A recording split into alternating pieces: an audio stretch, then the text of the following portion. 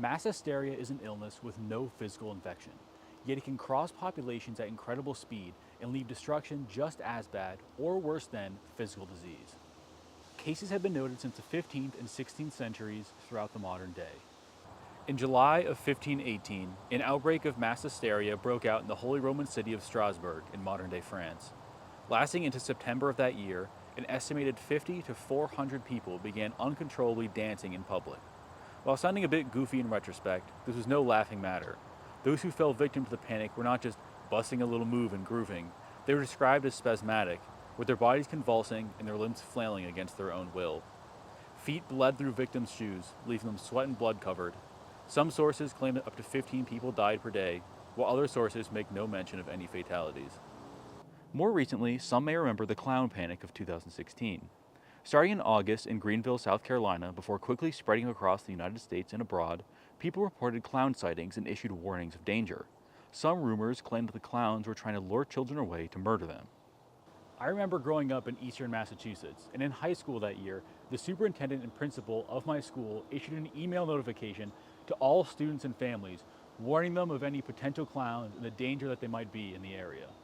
The panic ramped up as Halloween drew closer, but faded into the distant memory of the world as American Thanksgiving and Christmas came and went and the world moved on.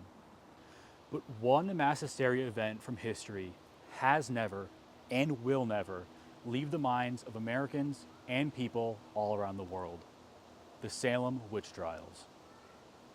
Between February 1692 and May 1693, over 200 people were accused, 30 convicted, and 19 executed on charges of witchcraft in the town of Salem, Massachusetts. Settled by Puritan settlers from England less than 70 years prior, Salem town, like the rest of Massachusetts Bay Colony, was devoutly religious. Puritanism was a radical sect of Protestant Christianity that arose from the Church of England during the 16th and 17th centuries. A group of Puritans, known as the Pilgrims, who fled both England and the Netherlands for a host of reasons, landed in the New World in 1620, eventually starting Massachusetts Bay Colony. We all know the Pilgrims, but they're a video for another time. The important thing to note is that the culture of Massachusetts, like the government, was heavily dominated by Puritan influence. All facets of life were ruled by a belief system that was directly tied to their religion. Puritan laws in Massachusetts banned Christmas in Boston from 1659 to 1681, made atheism and homosexuality punishable by death, and even outlawed toasting a drink to someone's health and swearing, among many other things. Puritans were not just strict in their laws, but deeply superstitious as a result of their religious beliefs. Perceived threats from the devil crept into every corner of their lives, from alcohol to gambling to certain dancing. But one area scared Puritans more than any other: witchcraft. Witchcraft was a relatively loosely defined but prominent fear in Puritan society. There were books written on witchcraft and how to identify a witch, like the Malleus Maleficarum, or Hammer of the Witches from 1486. But the line that constituted adequate evidence dissolved in the heat of the moment. If someone, or a group of people, fell under unfortunate circumstances, whether it be an accident or illness, someone could be blamed for witchcraft. And if there was witchcraft, there was an execution. Across Europe and North America in the years and centuries leading up to Salem, witch hunting was not a rare occurrence.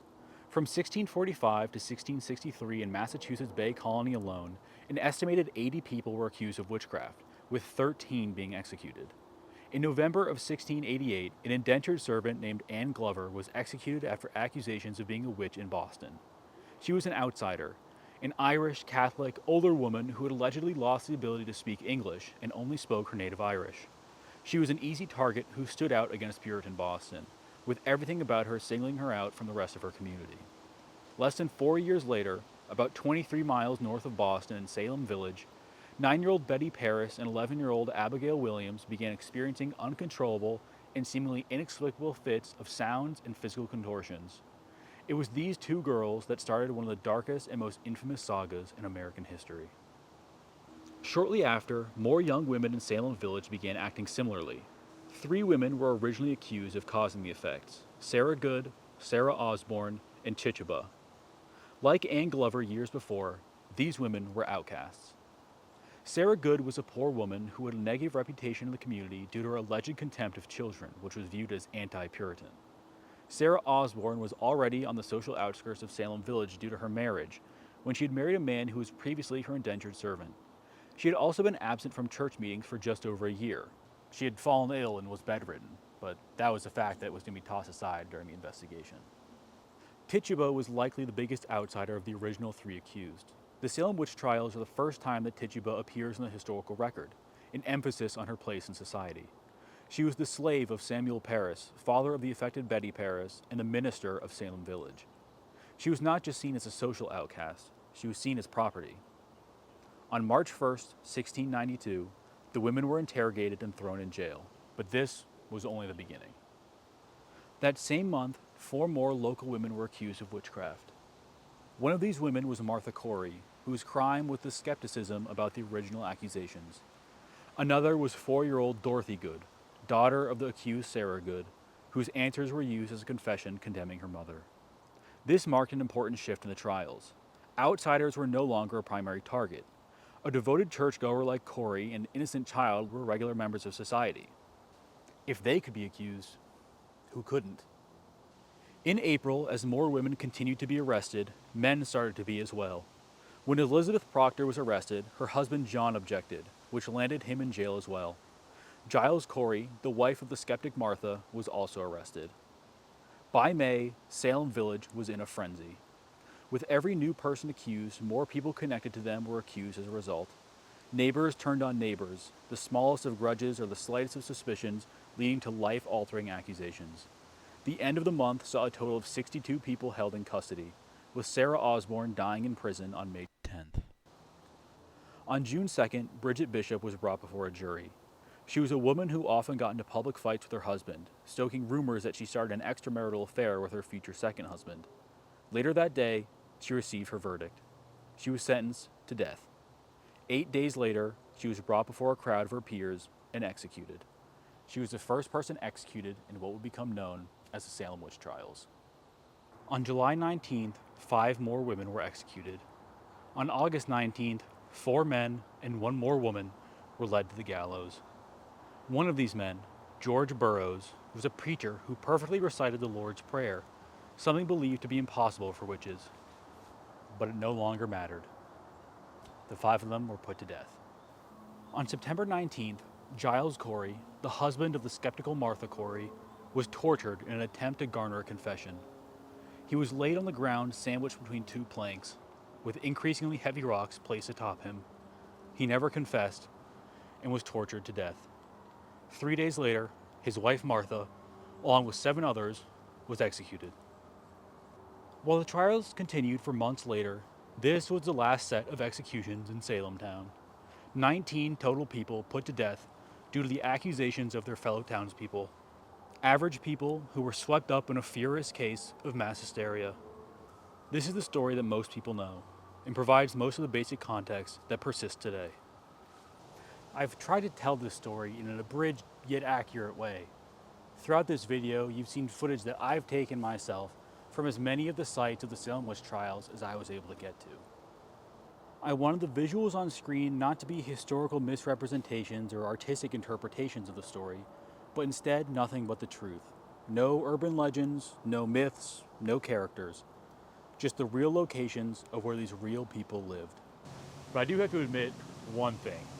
Out of every single shot that you've seen, every single one that's come from my camera, not a single frame of it has been from within Salem.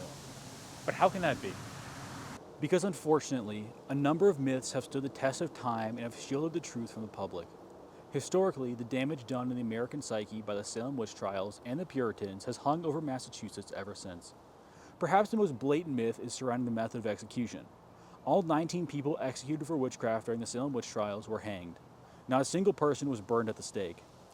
This myth likely stems from the fact that in Europe, witch hunts usually ended with the witches being burned at the stake, but this practice was not really carried over into the New World. Another myth from along the same lines is the number of people that were actually executed during the trials.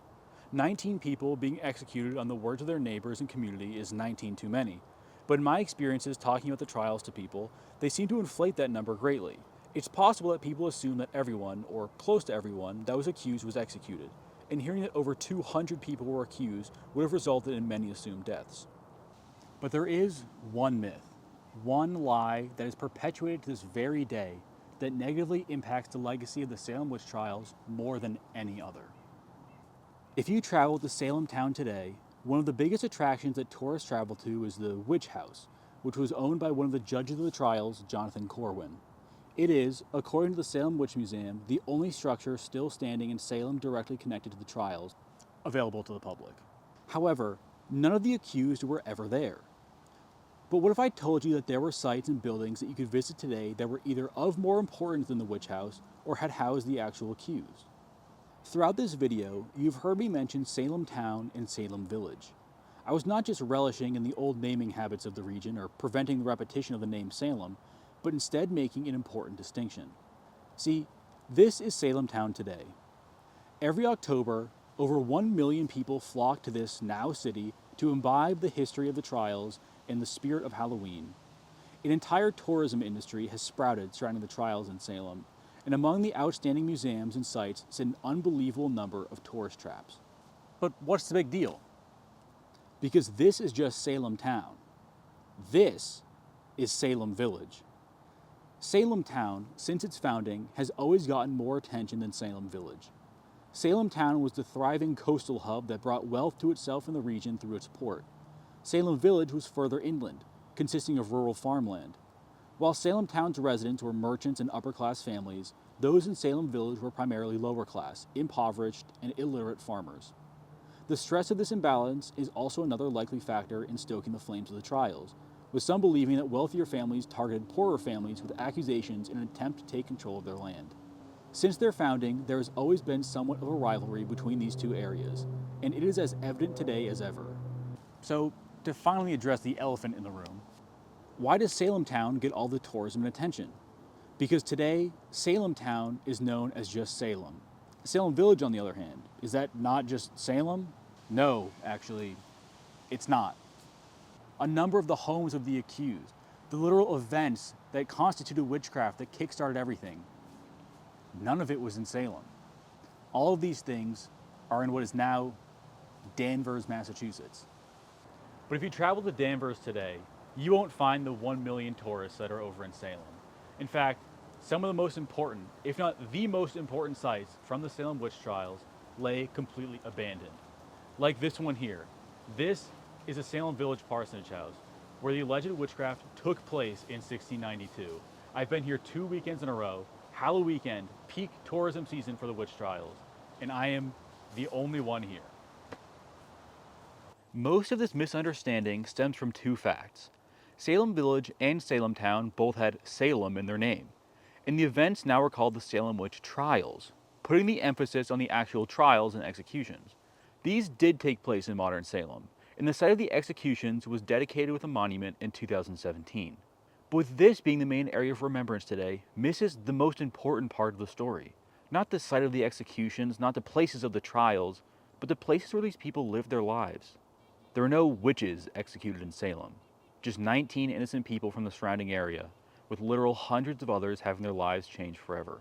Just like in Puritan times, Danvers and the other modern homes of the accused have been cast into the shadow of the wealthier and more famous Salem. To remember the events in this way is a disservice to all those involved, once again passing over their real lives to focus on the main attraction a town over. I encourage anyone interested in visiting Salem in October, going forward, to take the time to visit the places where these people lived, to see the real sites of the trials and events leading up to them, and to appreciate the towns who lost their citizens to the mass hysteria. Now, this is by no means a message to avoid Salem altogether. It has a lot of great things to see, like the Peabody Essex Museum, or even just the recently memorialized site of the executions, although that is criminally undervisited. We'll never know the full, true story of the Salem Witch Trials. Some may say it was a cash and land grab by wealthy families in the area against the poorer families. Some may say it was real witchcraft, and others may just chalk it up to a case of mass hysteria. But to visit Salem and Salem alone is to do a disservice to the parts of the story that we do know. The people. So thank you for watching. I hope you have a great rest of your fall season. And I hope to see you all next October in and around Danvers.